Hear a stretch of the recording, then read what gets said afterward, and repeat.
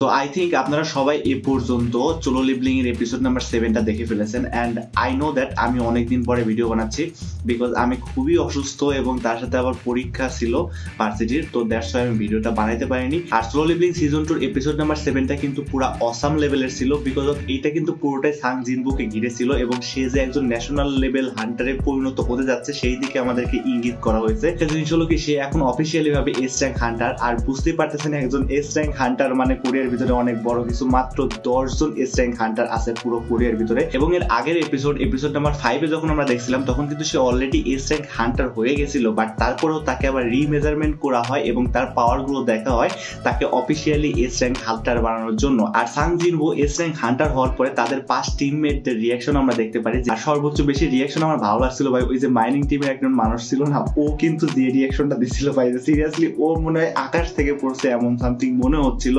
But একটা জিনিস কিন্তু আরো বেশি ইন ডিটেলস ভাবে আমাদেরকে দেখানো উচিত ছিল। সেখানে আমরা দেখতে পারছিলাম যে সাং তার বাপের সাথে কথা বলতেছে, অর্থাৎ সাং জিনবোর যে টিমমেট ছিল তো ও যখন তার বাবার সাথে কথা বলে ওইখানে জাস্ট আমাদের 30 সেকেন্ডের ভিতরে পুরো কাহিনীটা বোঝাই দেওয়া হয় না, মানে বোঝাই দেওয়া হয় একদিকে আবার একদিকে না, বিকজ অফ ওইখানে অনেক বেশি কনভারসেশন ছিল যেগুলো কাট অফ করে দেওয়া হয় এবং ওইখান থেকে কিন্তু সে সরাসরি চলে আসে সাং জিনবোর কাছে তার সাথে থাকার জন্য, কারণ সে তার বাবার হাত ছেড়ে দিচ্ছে। মানে সে তার বাবার যে গিল্ডটা আছে সেই গিল্ডের সাথে কাজ করবে না বলে তার বাবাকে মানা করে দিচ্ছে অলরেডি। তো দ্যাটস ওয়াই সে কিন্তু চলে আসে সাং জিনবোর কাছে। অনেক কনভারসেশন আছে যে জিনিসগুলো এখানে কাট অফ করে দেওয়া হয়েছে, মানবার ভিতরে এই জিনিসটা অনেক এক্সপ্লেনড ভাবে দেওয়া হয়েছে। আর আরেকটা জিনিস এখানে কাট অফের কাহিনী আছে ভাই, আপনারা যারা অলরেডি দেখছেন তারা তো বুঝতে পারছেন এবং মানবা করছেন তারাও বুঝতে পারছেন হয়তো, বিকজ অফ এখানে এপিসোডের ভিতরে কিন্তু আমাদেরকে বুঝিয়ে দেওয়া হয় যে কিসের জন্য এত কাট অফ করা হচ্ছে। এন্ড এখানে কাট অফ করার মূল কাহিনীটা হলো কি জেজু আইল্যান্ড। ইয়েস বাট তারা জেজু আইল্যান্ড এই সিজনের ভিতরে কভার করার চেষ্টা করতেছে হয়তো আমার মনে হচ্ছে, বিকজ অফ তাছাড়া এত বেশি কাট অফ করার কথা না, কারণ জেজু আইল্যান্ডের যে কাহিনীগুলো ইনসিডেন্টস গুলো সেই জিনিসগুলো কিন্তু এই এপিসোডের ভিতরে মানে লাস্ট এপিসোডের ভিতরে এপিসোড 7 এর ভিতরে আমাদেরকে দেখানো হয়েছে। এবং এইখানে যে অ্যান্ডটা আসে ওই অ্যান্ড গুলো কতটুকু মিউটেড হয়েছে এবং কতটুকু পাওয়ারফুল হয়েছে সেই জিনিসগুলো কিন্তু এখানে আমাদেরকে দেখানো হয়, যেখানে সে একজন এ র্যাঙ্ক মানে একজন না 2 জন এ র্যাঙ্ক হান্টারের সামনে চলে আসে এবং নির্ভয়ে দাঁড়িয়েছিল ভাই। মানে বুঝতে পারতেছেন একজন এ র্যাঙ্ক হান্টার কিন্তু অনেক বেশি পাওয়ারফুল, এটা মাননা দরকার। মানে এ র্যাঙ্ক হান্টার হিসেবে সে অনেক বেশি পাওয়ারফুল, বাট বিষয়টা হলো কি সে 2টা এ র্যাঙ্ক হান্টারের সামনে চলে আসছে একটা অ্যান্ড। তার মানে বুঝতে পারতেছেন অ্যান্ডটা এখন কতটুকু পাওয়ারফুল হয়ে গেছে। অ্যান্ড এই জিনিসটা আমাদেরকে সিগনেচার দেওয়া হয়েছে যে জেজু আইল্যান্ড হয়তো তারা এই সিজনের ভিতরেই কিছুটা হইলেও কভার করবে। আর আই ডোন্ট থিঙ্ক সো যে জেজু আইল্যান্ডের ভিতরে এত বেশি কাট অফ করা হবে, কারণ জেজু আইল্যান্ড একটা পুরো এক্সপ্লেন ভাবে আমাদেরকে বোঝানো এবং দেখানোটা আমরা ফ্যান্সটা বেশি প্রেফার করি।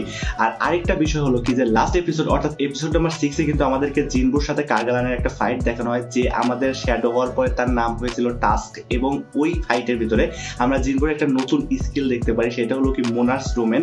এন্ড সত্য কথা বলতে আপনারা আবার মনে করেন না এটা ডোমেন এক্সপেনশন লাইক ওরকম কিছু না ভাই। এই জিনিসটা হইলো কি যে আপনার এরিয়ার ভিতরে মানে ডোমেনের যেমন একটা এরিয়া থাকে, আমরা কিন্তু চলো লিভলিং এর ভিতরে এরকম ডোমেন টাইপ কনসেপ্ট দেখি না এর আগে, অবশ্য জুজুৎসু কাইসেনের ভিতরে দেখেছি। এন্ড ডোমেন জিনিসটা হলো কি একটা নির্দিষ্ট ব্যারিয়ারের ভিতরে আপনার যে ইয়েগুলো আছে অ্যাটাকগুলো আছে সেই অ্যাটাকগুলো কিন্তু নির্দিষ্টভাবে কানেক্ট করবে আপনার এনিমিকে। এখন এই জিনিসটাই কিন্তু সেম জিনিস বাট একটু ঘুরাই দেওয়া ভাই, কারণ এই মোনার্স ডোমেনটা হলো মোনার্স ডোমেনের এরিয়ার ভিতরে, ওই এরিয়ার ভিতরে জিনবুর যে কয়টা শ্যাডো থাকবে তাদের পাওয়ার প্রায় 80% পর্যন্ত প্লাস হয়ে যায়। মানে বুঝতে পারতেছেন মানে তাদের 100% পাওয়ার কিন্তু আগের থেকে আছে, ওই 100% থেকে আরো 80% মানে 180% তাদের পাওয়ার ইনক্রিজ হয়ে যায়। আর সাং জিনবুর এই জিনিসটা ইউজ করার একটা কারণ ছিল, কারণ ওইখানে কিন্তু কার্গালানের যে আর্মিটা ছিল হাই অর্স আর্মি, ওই আর্মিটা কিন্তু জিনবুর শ্যাডো আর্মির তুলনায় অনেক বেশি ছিল। দ্যাটস ওয়াই সে এই ডোমেনটা ইউজ করে, যার ফলে তাদের যে এক একটা সোলজার ছিল সেই সোলজার গুলো কিন্তু আলাদা লেভেলের একটা বুস্ট আপ পায়, যার ফলে সেই সোলজার গুলো কিন্তু ফাইট করে অন্য লেভেলের। এন্ড আমরা কিন্তু দেখতে পাচ্ছি যে আয়রন কি লেভেলের ফাইটটা দিচ্ছে ভাই। এবং তার সাথে আমরা কিভাবে বলতে পারি ইগ্রিসকে, এন্ড ইগ্রিসের যে ফাইটিং স্টাইলটা ভাই ওই জিনিসটা আমার কাছে অন্তত অনেক জোস লাগে। আর এইখানে মানে কোন লেভেলের ইনসাল্ট বলে সেই ইনসাল্টটাও কিন্তু আমরা দেখতে পারছি যে তার যে গার্ডগুলা ছিল সেই গার্ডগুলা দিয়ে কার্গালানকে সে মারাইছে, মানে কার্গালানের যে গার্ড ছিল ওই গার্ডগুলা দিয়ে কার্গালানকে মারাইছে। অ্যান্ড ওই টাইমটাতে ভাই মানে ইনসাল্ট লেভেল আলাদা লেভেলের। অ্যান্ড এখানে কিন্তু আরেকটা জিনিস আমরা দেখছিলাম, যখন জিনবুর সাথে কার্গালান ফাইট করে ওই টাইমের আগে, ঠিক আছে, ওই টাইমের আগে যখন জিনবুকে সে ফেস করে তখনই সে বোঝে যে এখানে তার সিস্টেম ক্র্যাশ করতেছে। মানে কার্গালানের কিন্তু আলাদা একটা সিস্টেম আছে, সেই সিস্টেমটা হলো যে মোনার্করা তাকে বলে যে তোমরা সবসময় হান্টারকে কিংবা মানুষকে মারো। আর সে যখন জিনবুকে দেখে তখন সে তার ভিতর থেকে শ্যাডো মোনার্কের একটা ভাইব পেয়ে যায় অলরেডি। সে বারবার মানতে ইগনোর করে যে না এ শ্যাডো মোনার্ক হইতে পারে না, বাট সত্য কথা বলতে সে শ্যাডো মোনার্কের পাওয়ারই কিন্তু ইউজ করতেছে জিনবু। অ্যান্ড অলদো সে শ্যাডো মোনার্ক না, কিন্তু এইখানে কিন্তু জিনবুর কাছে শ্যাডো মোনার্কের হার্ট অলরেডি আছে।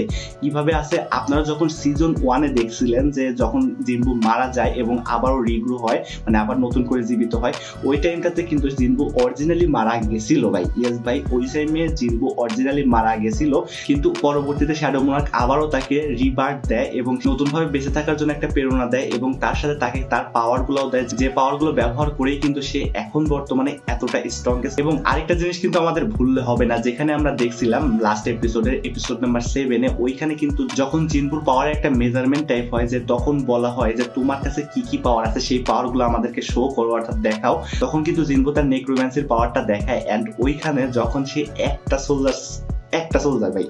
সোলজার সামান করে তখন কিন্তু ওইখানে আমাদের চেয়ারম্যান সেও কিন্তু বলে যে তুমি তো একটা সোলজার সামান করতে পারো না, তুমি এর চেয়ে ভালো করতে পারো।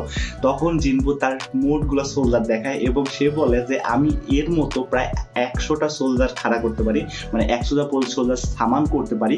অ্যান্ড ওই টাইমে গিয়ে জিনবুর পাওয়ার লেভেলটা ভাই যখন সয়জং এবং ইউনহো দেখে, মানে দুইটা এস র্যাঙ্কের হান্টার, ওরা দেখে তখন তারা লিটারালি শকড হয়ে যায় যে জিনবুর পাওয়ার এতটা লেভেলের।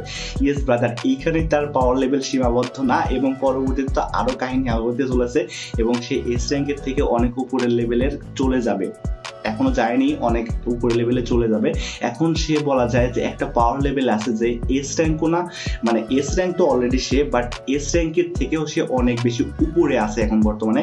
লাইক বলতে পারি যে আমরা আমাদের চেয়ারম্যান আছে, চেয়ারম্যানের পাওয়ারের সমতুল্য প্রায়।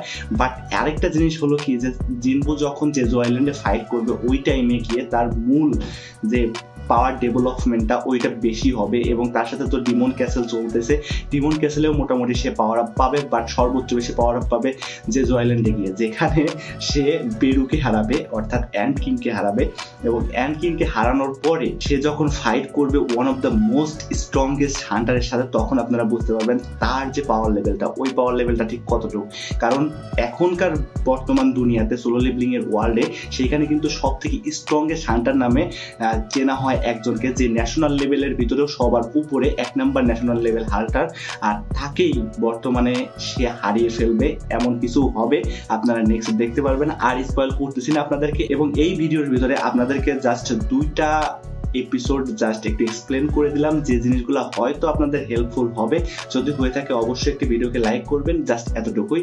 আর যদি ভালো লাগে ভিডিওটা অবশ্যই একটু সাবস্ক্রাইব করে আমাদের সাথে থাকবেন। সো দেখা হচ্ছে পরবর্তী কোনো ভিডিওতে, এবং আই থিঙ্ক আমি এখন থেকে আস্তে আস্তে ভিডিও বানানো শুরু করব। অ্যান্ড যেহেতু এখন শরীরটা একটু ভালো এবং তার সাথে আমার এক্সামও শেষ হয়ে গেছে, সো নেক্সট ডে আস্তে আস্তে ভিডিও পাবেন। তো দেখা হচ্ছে পরবর্তী কোনো ভিডিওতে, তখন tata bye bye, love you guys.